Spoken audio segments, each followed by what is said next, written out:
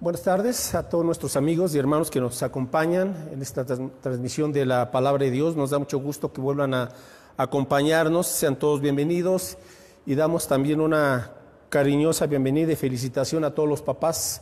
Hoy se está celebrando el Día del Padre, así es que Dios les siga bendiciendo, les siga dando sabiduría, les fortalezca, y a todos los papás muchas felicidades y damos gracias a Dios por la vida de cada uno de ustedes.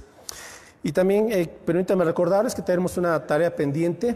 Dejamos la tarea de escribir a mano la primera carta del apóstol Pablo a los tesalonicenses. Recuerde los 5 capítulos.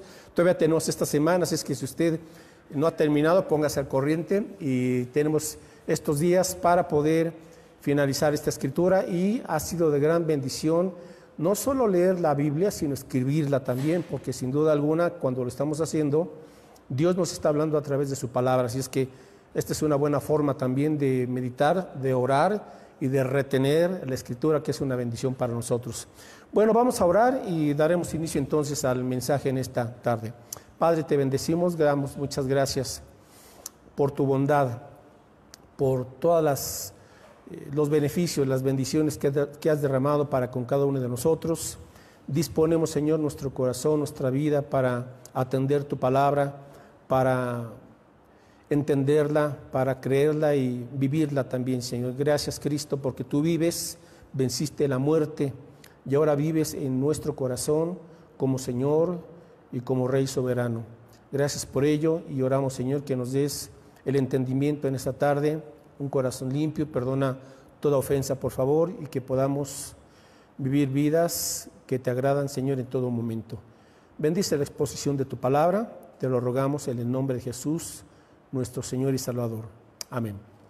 Bueno, pues hoy concluimos esta serie de mensajes que titulamos Entendiendo quién es Jesús, y esta es la quinta y última parte, y tratamos de ver el carácter, la obra, la persona de nuestro Señor Jesucristo.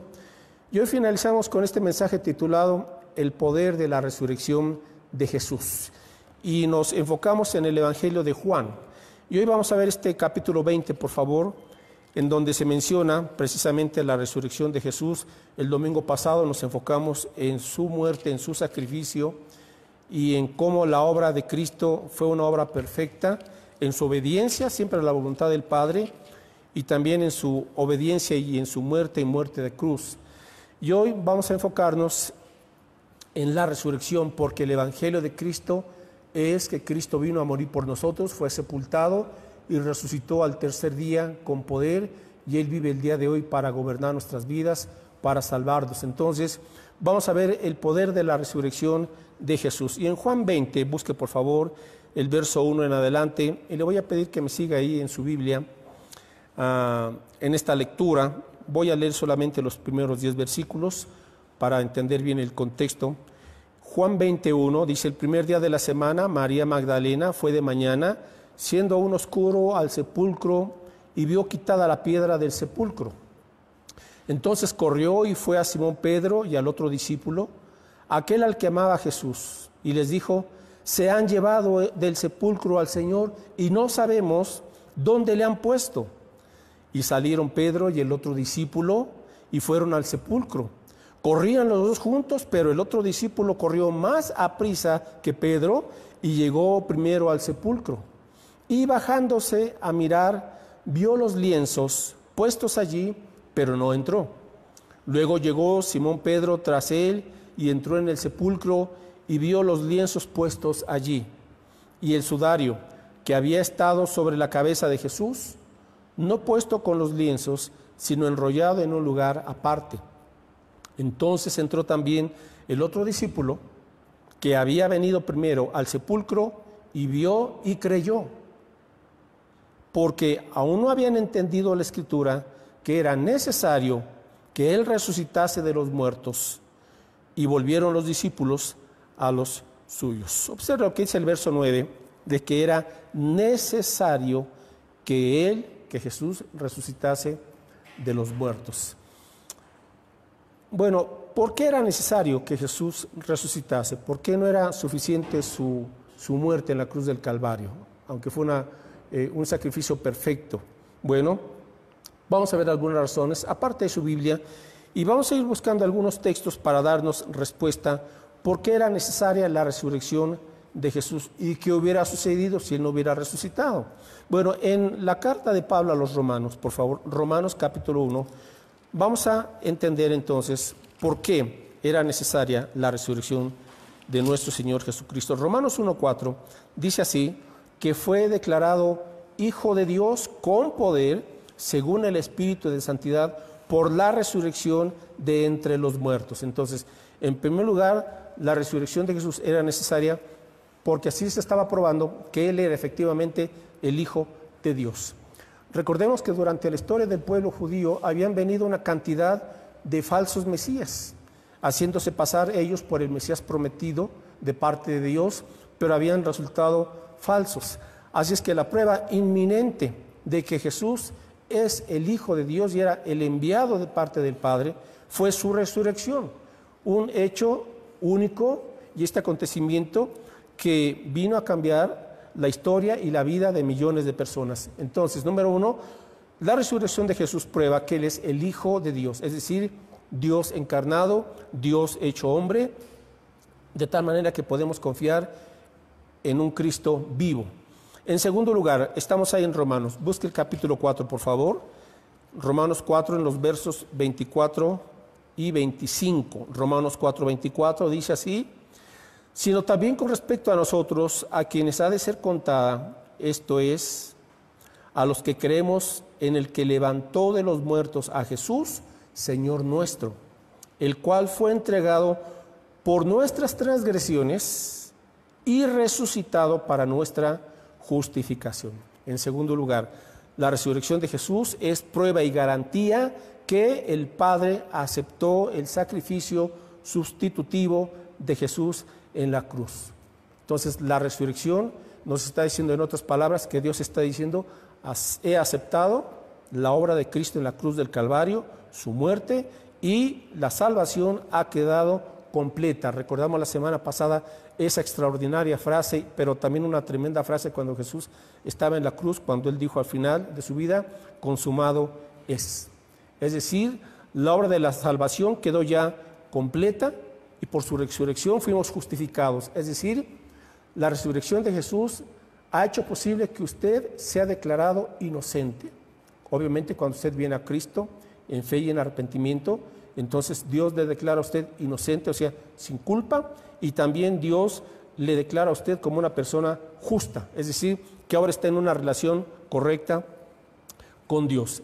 Así es que le damos gracias a Dios por la resurrección de Cristo, porque eso significa que el Padre aceptó precisamente toda la obra de Cristo Jesús a nuestro favor.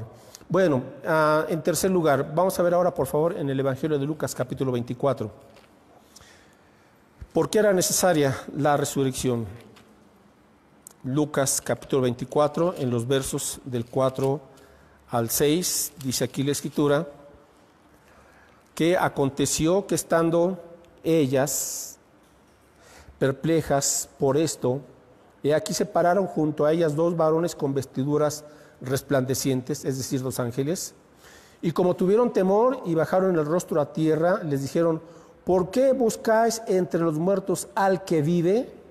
No está aquí, sino que ha resucitado. Acordaos de lo que os habló cuando aún estaba en Galilea. Muy buena pregunta que le hacen los ángeles a estas mujeres que fueron al sepulcro a ver al Señor, y le dicen los ángeles, les preguntan, ¿por qué buscáis entre los muertos al que vive? Y esto es podemos decir, la piedra angular del cristianismo. ¿Cuál es la diferencia entre el cristianismo y las otras religiones? Bueno, pues que las otras religiones mencionan a sus fundadores, obviamente como personas pues que ya murieron, ¿verdad? Todas las que han fundado esas grandes religiones que han tenido una influencia a nivel mundial, perecieron. Y se refieren a ellos como personas que ya no están entre nosotros, que están sus restos en las tumbas, ¿verdad? En un mausoleo, en una tumba, etcétera. Pero cuando nos referimos a Jesús, pues viene una vez más esta pregunta al día de hoy. ¿Por qué buscáis entre los muertos al que vive? El cristianismo no adora a un Dios menor o a un personaje que ya pereció y que ya no está con vida, sino el cristianismo es esencialmente Cristo vive. Cristo vive. Y Él vive en nuestros corazones y Él no está en una cruz, Él estuvo en una cruz. Él no está en una tumba, estuvo en una tumba, pero el día de hoy hay mucha gente que tiene una imagen del Cristo crucificado. No, eso ya fue, eso ya sucedió. Y ahí en esa cruz él pagó el precio por nuestros pecados. Hay gente que va a templos y ve en un ataúd, según es una imagen de Jesús, una imagen de yeso, pues déjame decirle con todo respeto que ahí no está Jesús ni es Jesús, porque no está ni en una tumba, no está tampoco en la cruz del Calvario, porque Él resucitó. Entonces los evangelios nos vuelven a confrontar con esta pregunta: ¿por qué mucha gente sigue buscando a un Jesús en una tumba cuando Él no está muerto ya? Cuando Él venció a la muerte y Él vive.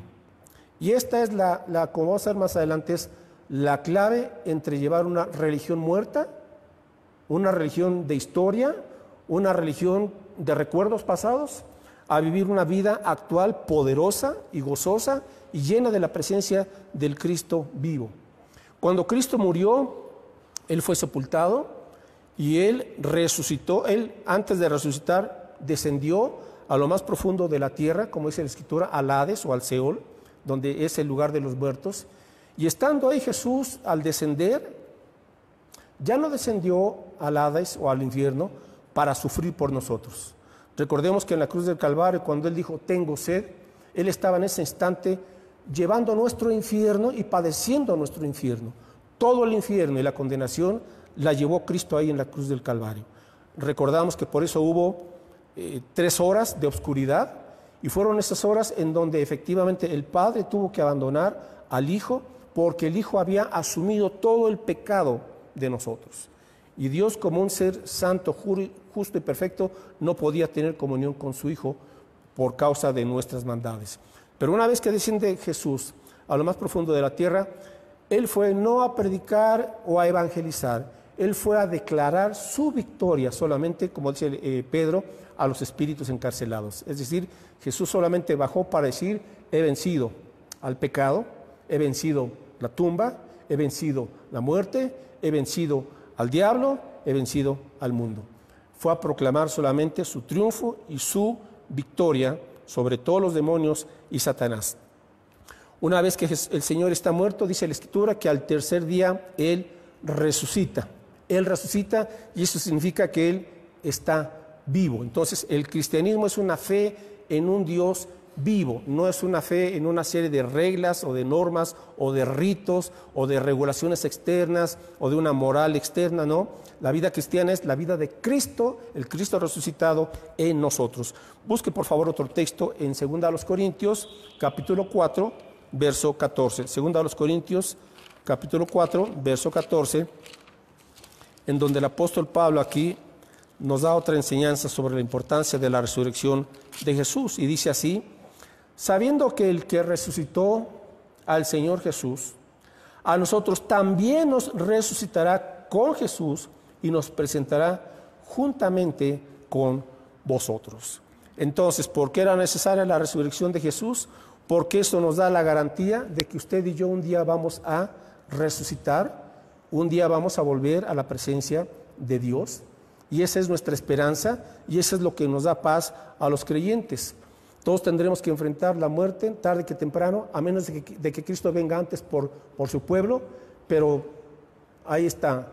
Pero el creyente ahora puede contemplar y puede enfrentar la muerte con paz y con tranquilidad, entendiendo que Jesús venció la muerte y, como dice la Escritura, dijo Jesús, porque yo vivo, vosotros también viviréis. Entonces, esas enseñanzas erróneas que hoy están muy en boga, como la reencarnación, pues obviamente no tienen ningún sustento bíblico, ¿verdad?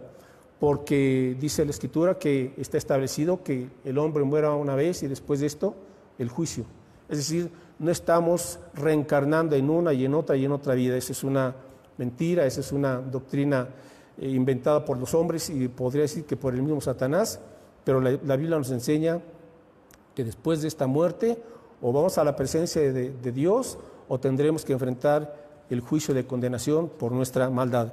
Pero tenemos en vida la esperanza de venir a Cristo, de ser perdonados por Él, y cuando Él nos llama a su presencia, acudir gracias a que Él venció la muerte. Él conquistó para siempre la muerte. Un texto más, por favor. Primera de Corintios capítulo 15. Primera de Corintios 15. Ahora, Pablo también tiene que tocar este tema, porque en esa época muchos estaban negando la resurrección, como hoy, ¿verdad? Mucha gente no cree en la resurrección, piensan que el hombre una vez que vive y luego muere, se acabó ahí toda la existencia. No, corporalmente sí, el cuerpo vuelve al polvo, pero el espíritu y el alma o parte a la presencia de Dios o va a la condenación eterna. Pero en la época de Pablo ya se estaba negando la resurrección, no creían en una resurrección de muertos. Entonces Pablo aquí tiene que exponer esta enseñanza bíblica para corregir este error. Y en 1 Corintios 15, los versos del 14 al 22, dice así, 1 Corintios 15, verso 14, y si Cristo no resucitó, vana es entonces nuestra predicación, vana es también nuestra fe, y somos hallados falsos testigos de Dios, porque hemos testificado de Dios que Él resucitó a Cristo, al cual no resucitó si en verdad los muertos no resucitan. Porque si los muertos no resucitan, tampoco Cristo resucitó. Y si Cristo no resucitó, vuestra fe es vana. Aún estáis en vuestros pecados. Entonces, por principio de cuentas, si Cristo no resucitó, entonces seguimos muertos en pecados y en delitos. ¿Qué esperanza tenemos? Pero como sí resucitó, pues gracias a Dios por ello. Verso 18. Entonces también los que durmieron en Cristo, o sea, los que murieron en Cristo, perecieron. Si en esta vida solamente esperamos en Cristo, somos los más dignos de conmiseración de todos los hombres. O sea, si no creemos que Cristo resucitó, pues hay de nosotros, dice el apóstol Pablo. Continúa en el verso 20. Mas ahora Cristo ha resucitado de los muertos, primicias de los que durmieron es hecho. Porque por cuanto la muerte entró por un hombre, o sea, ¿por quién? Por Adán. También por un hombre, o sea, ¿por quién? Por Jesucristo, la resurrección de los muertos. Lo que veíamos el domingo pasado. ¿Por qué era necesario que viniera Cristo? Porque todos nacemos muertos en pecados. Desde que nacemos, desde pequeñitos, tenemos ya una naturaleza que tiene la tendencia hacia lo malo. Porque cuando Adán pecó, nosotros también pecamos, es decir, heredamos ese pecado. Pero por un hombre, por Cristo, así como Él resucitó, por Él podemos ahora nosotros también obtener la bendición de la resurrección. Verso 22, porque así como en Adán todos mueren, también en Cristo todos serán vivificados. Entonces, para Dios, Él ve a la raza humana solamente como dos grandes familias o dos grandes razas. O estamos en Adán, y eso significa que estamos muertos en nuestros pecados y dominados por el pecado, o fuimos trasladados por la gracia de Dios de la raza de Adán, de esa raza que estaba en tinieblas, fuimos trasladados gracias a Cristo al reino de la luz. Entonces, o estamos en Adán o estamos en Cristo. No importa la religión que uno profese. Dios ve más allá de las religiones. Él ve en qué raza nos encontramos, en Adán o en Cristo. ¿Usted en dónde se encuentra? Ahora usted tiene la oportunidad, si reconoce honestamente que le domina el pecado, que le gusta el pecado, que no está agradando a Dios, y usted puede decir, creo que sigo en la raza de Adán. Bueno, usted puede cambiar por el poder de la resurrección de Cristo y ser traspasado de esa raza de Adán para que ahora usted esté en Cristo. No en otra religión, sino en Cristo. Porque las religiones no salvan, pues las religiones están manchadas por el pecado del hombre. Así tengan las mejores intenciones del mundo, el hombre ya está manchado por el pecado. Y hasta que viene a Cristo, como veíamos la semana pasada, y en su sangre preciosa, Él nos lava, nos limpia, nos perdona y nos permite ahora estar entonces en su presencia, en su persona, en Cristo. Y cuando estamos en Cristo, entonces esperamos la resurrección cuando Él venga, porque Él va a regresar a este planeta por segunda vez y Él va a venir con poder y Él va a venir por todos aquellos que hemos creído en Él. Entonces aquí Pablo pues vuelve a reafirmar esta enseñanza de que si no creemos en la resurrección de Jesús, nuestra fe es vana.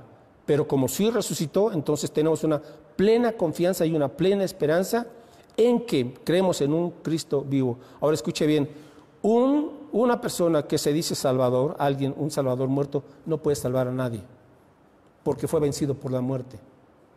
Todos los grandes líderes o filósofos o religiosos o como le quiera llamar, han sido vencidos por la muerte, punto, excepto Jesús. Él voluntariamente, como dice en Juan 10, Él puso su vida y luego la volvió a tomar. Él voluntariamente se entregó y luego con poder resucitó. Porque por eso tenemos a un Salvador, no un Salvador muerto, sino un Salvador vivo. Bien, ahora vamos a ver algunos aspectos prácticos. ¿Qué tipo de fe tiene usted? Y puede haber una fe histórica o la fe que salva. La fe histórica, pues todos la tenemos porque, por ejemplo, creemos que existió Miguel Hidalgo, creemos que existió Allende, creemos que existió X personaje de la historia, porque la historia está escrita en la historia, están sus restos en las tumbas, hay ciertos testimonios de ellos, pero históricamente ahí están, pero es una fe en el pasado y no tiene mayor trascendencia.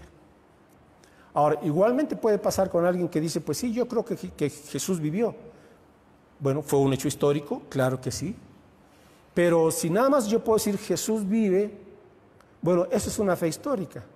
Pero la fe que salva es la fe que dice, creo que Cristo vive en mí. Esa es la gran diferencia. Hay gente que dice, sí, yo creo en la existencia de Jesús, pero no afecta en nada a su vida. Pero la fe que salva es la fe que dice, yo creo que Cristo vive, pero Él vive en mí. Esa es la gran diferencia. Por eso muchas personas pueden ser muy religiosas y creer en un Cristo histórico, pero no en un Cristo que vive diariamente en sus corazones. Busque por favor Gálatas capítulo 2. Y el apóstol Pablo aquí en este texto declara contundentemente porque él tenía una vida tan dinámica, tan poderosa y a la vez tan humilde, tan llena de gozo, pero tan efectiva, tan audaz, una vida santa, porque Pablo tenía esa convicción. Y yo creo, déjeme decirle con toda franqueza, que eso es lo que está faltando quizás a muchas personas que se dicen cristianas. Tener esa convicción de que Cristo vive en mí, estar conscientes de su presencia todos los días y a todas horas. Entonces, Gálatas 2:20, dice aquí el apóstol Pablo, con Cristo estoy juntamente crucificado, y ya no vivo yo, mas vive Cristo en mí. Y lo que ahora vivo en la carne, lo vivo en la fe del Hijo de Dios, el cual me amó y se entregó a sí mismo por mí. Esto es lo que hace la gran diferencia. Tenemos que entender, con Cristo estoy juntamente crucificado. Cuando usted ve a Cristo y se arrepiente y cree en Él, en ese instante se aplica la crucifixión de Cristo a su vida. Es decir, usted muere al poder del pecado. Mientras no estamos en Cristo, el pecado nos domina. En cualquiera de sus modalidades y manifestaciones, el pecado sigue gobernando y dominando la vida de la gente. ¿Qué se necesita? Venir a la cruz de Cristo. Porque solamente la cruz de Cristo, su crucifixión, es efectiva para romper con el dominio del pecado y con la mancha que el pecado había impregnado en nosotros. La sangre de Cristo nos limpia. Entonces, en la cruz morimos al yo, morimos al pecado. Entonces Pablo dice en primer lugar, con Cristo estoy juntamente crucificado, juntamente con Él. Y luego, y ya no vivo yo. Aquí está la raíz del gran problema de todos los problemas. ¿Cuál es el problema? El problema no es el problema en sí, el problema es la raíz. ¿Y cuál es la raíz? El yo. Analícelo, piénselo. Los conflictos, las discusiones, las diferencias, los problemas en cualquier ámbito, proviene de un yo no crucificado, de un yo que sigue dominado por el egoísmo, por el orgullo, por la vanagloria, por la sed de reconocimiento, por los celos, por el rencor, por la venganza, por lo que sea, pero es el yo. Y hasta que venimos a Cristo, entonces ese yo se baja del trono del corazón para darle lugar al Rey de Reyes, y Él viene a sentarse y a gobernar en el trono de nuestro corazón, y nuestro yo queda destronado, porque está crucificado. Ya no vivo yo, pero ahora viene aquí otro aspecto poderoso, en Gálatas 2:20, mas vive Cristo en mí. Este es el estilo de vida del creyente. Vive Cristo en mí. La vida cristiana no es el esfuerzo en la carne y el hacer juramentos y el uno decir yo solo lo voy a hacer, no. Si no nos vamos a parecer a Pedro cuando dijo, Señor, todos estos te van a negar menos yo. Y fue cuando el Señor le dijo, Pedro, cuidado porque antes de que cante el gallo me vas a negar 3 veces. Pedro, sincero, ¿verdad? Amaba al Señor, pero estaba dependiendo de su propia voluntad carnal. Y la vida cristiana no se trata de eso. La vida cristiana se trata de entregar nuestra voluntad a Cristo. Entonces la vida cristiana es Cristo viviendo en nosotros y haciendo las cosas a través de nosotros. Cristo vive en mí. Si eso lo entendemos, si eso lo captamos, si eso lo creemos, habrá un cambio de 360 grados en la vida del cristiano. Cristo vive en mí. Y continúa diciendo el apóstol Pablo, y lo que ahora vivo en la carne, o sea, mientras estoy aquí en esta vida, ahora lo vivo en la fe del Hijo de Dios. La vida cristiana es confiar en Él. Dice la Escritura, el justo por la fe vivirá. Y no es solamente la salvación a lo que se refiere, sino se refiere a nuestra vida diaria. Todos los días el justo por la fe vivirá. ¿Fe en quién? En Cristo, en que Él vive en nosotros. Así es que, mis hermanos, cuando tenemos que enfrentar las distintas vicisitudes y retos de la vida, Cristo vive en mí. Usted puede decir eso con confianza. Cristo vive en mí, entonces, Señor, ayúdame a enfrentar esta situación, este problema, este conflicto, esta tentación, esta presión, lo que sea. Cristo vive en mí. Dice el apóstol Pablo, lo que ahora vivo en la carne, lo vivo en la fe del Hijo de Dios, y concluye, el cual me amó. Recuerde que en la Escritura, cada vez que hablamos del amor de Dios para un cristiano, siempre va a hablar en tiempo pasado, porque Cristo Dios ya nos amó perfectamente, ya nos demostró todo su amor en Cristo Jesús. Por eso, cuando la gente o un creyente a veces duda por su situación que está enfrentando, pues Señor, ¿dónde está tu amor? Pues si eres mi padre, si yo soy tu hijo, pues demuéstrame tu amor. No, Dios ya no necesita demostrarles amor en ese sentido. Él ya lo demostró todo en la cruz del Calvario. Por eso Pablo dice, el cual me amó. Y Dios nos amó perfectamente, de una vez y para siempre. En los días buenos y en los días malos. En los días de paz y en los días de tempestad, Dios nos sigue amando con un amor perfecto en Cristo Jesús. Punto. Y si a veces caemos, su amor no disminuye. Eso es algo increíble. Y cuando caemos, y cuando a veces cedemos, y cuando a veces somos débiles, el amor de Dios no resta. Pues donde abundó el pecado, sobreabundó la gracia. El cual me amó y se entregó a sí mismo por mí, dice entonces el apóstol Pablo.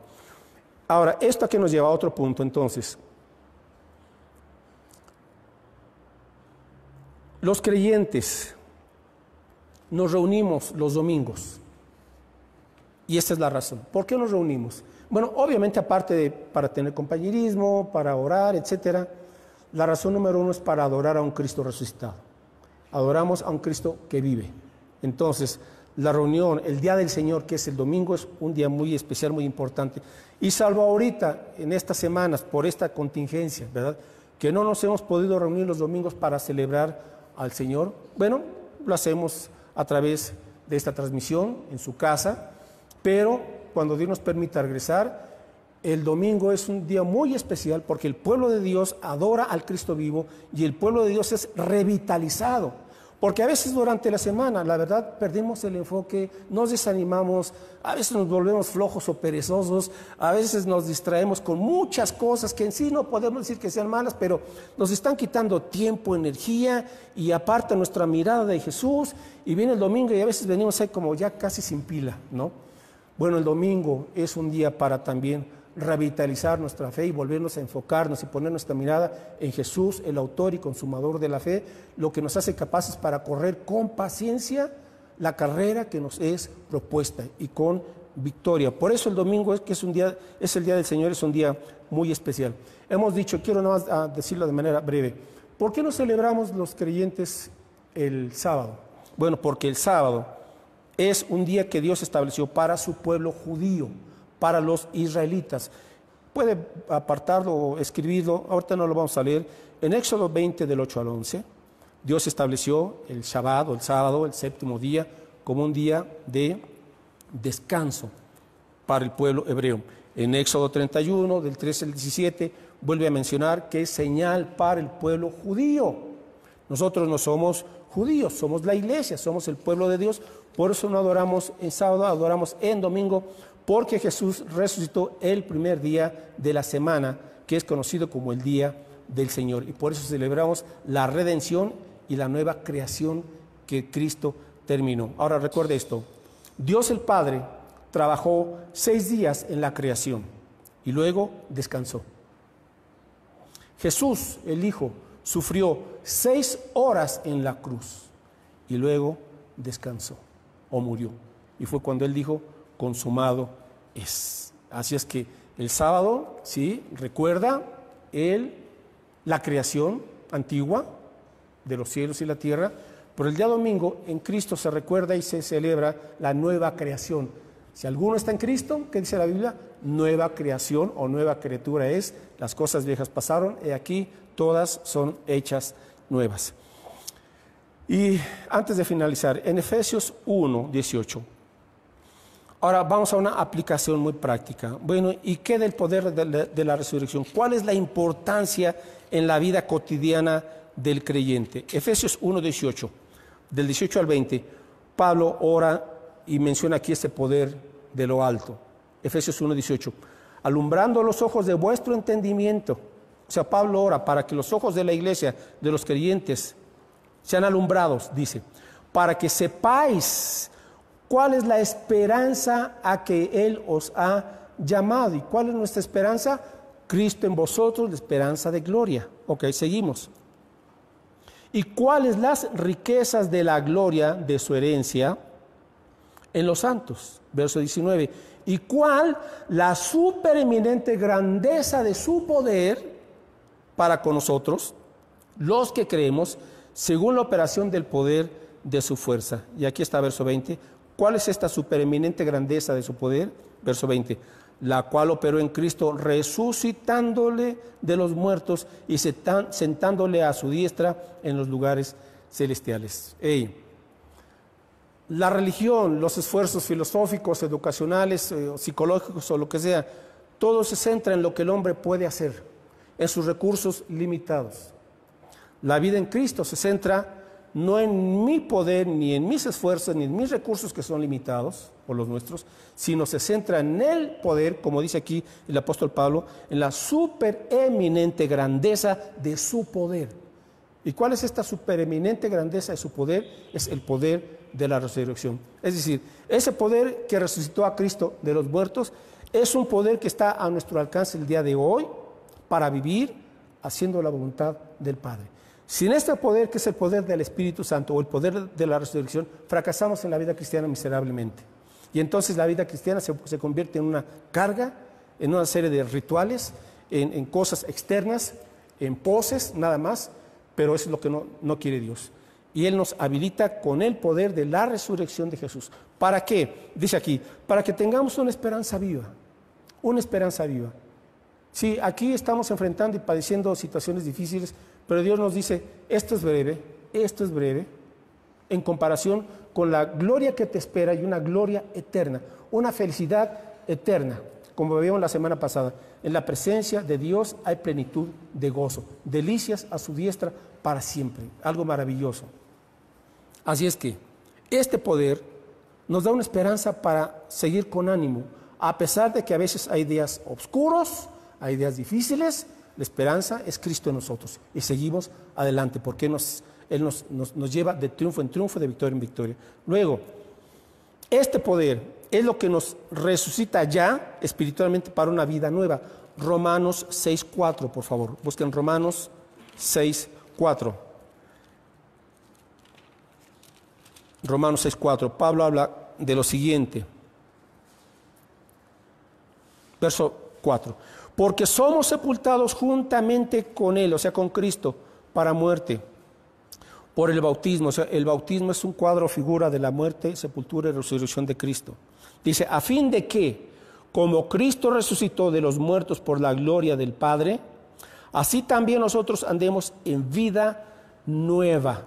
Entonces, el poder de la resurrección es lo que nos capacita para vivir una vida nueva. Es su poder en nosotros y a través de nosotros. Y algo que quedó aquí marcado está en Filipenses 3:10 y es una oración que Pablo hace y es el anhelo de Pablo. Filipenses 3:10 y él dice, a fin de conocerle, está hablando de conocer a Jesús, Filipenses 3:10, a fin de conocerle y el poder de su resurrección. El poder de su resurrección opera ahorita en vida para darnos vitalidad, vida nueva, y también ese poder de la resurrección se manifestará cuando Cristo venga por nosotros y nos diga, sube acá en el rapto o en el arrebatamiento.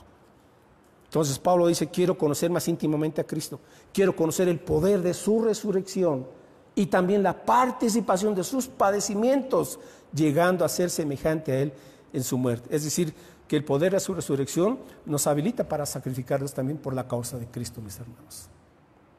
Hay gente que todavía quiere vivir la vida cristiana muy cómodamente, no quiere pagar un precio, no quiere negarse a sí mismo, no, ¿sabe qué?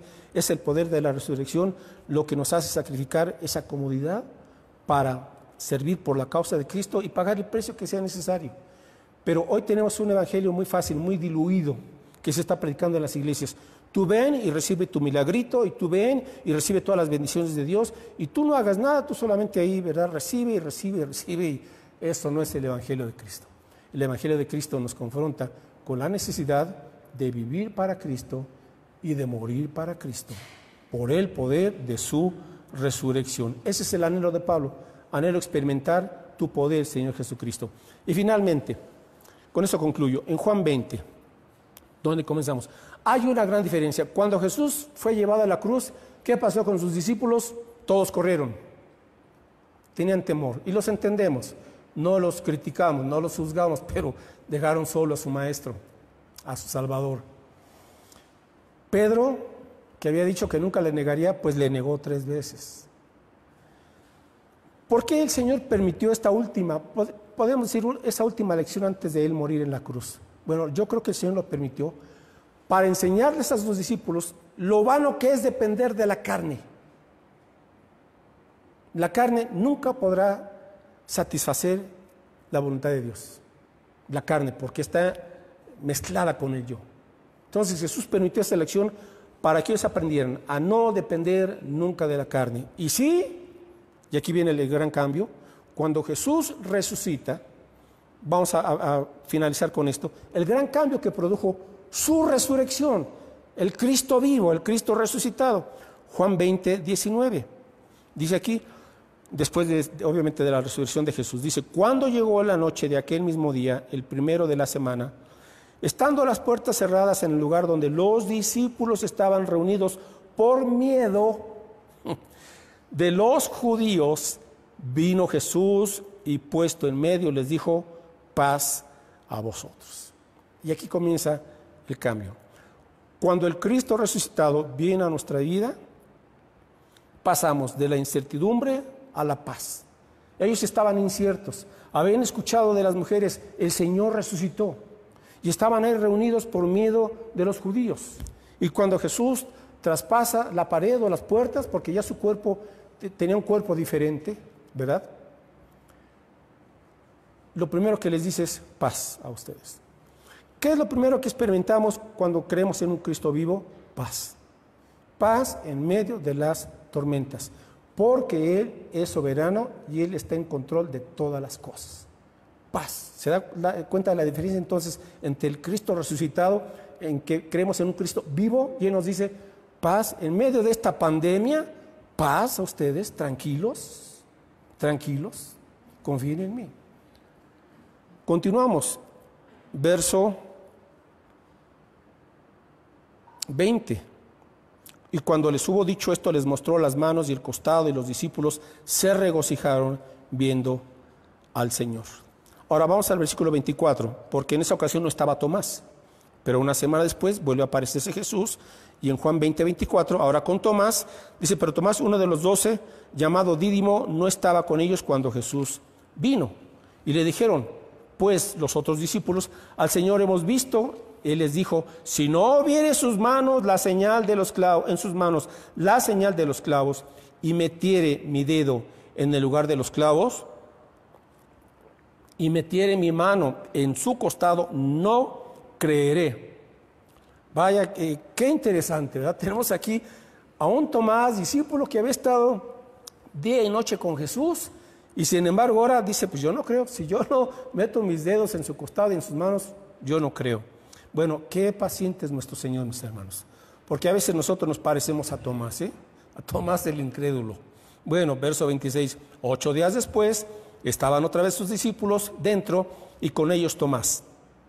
Llegó Jesús estando las puertas cerradas y se puso en medio y les dijo, paz a vosotros. Y luego dijo a Tomás, pon aquí tu dedo y mira mis manos y acerca tu mano y métela en mi costado y no seas incrédulo, sino creyente. Entonces Tomás respondió y le dijo, Señor mío y Dios mío.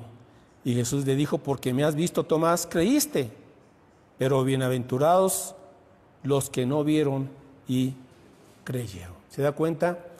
Con la resurrección pasamos de la incredulidad a la confianza, de la duda a la fe, a la certeza. Ese es el poder de la resurrección de Jesús. De la incertidumbre a la paz. Y del miedo al valor. Del miedo al valor. Porque Pedro, que había tenido miedo al negar a Jesús, después de su resurrección, lo vemos en Hechos capítulo 2, levantándose ante más de 3,000 o 4,000 personas y predica valientemente. ¿Qué hizo el cambio?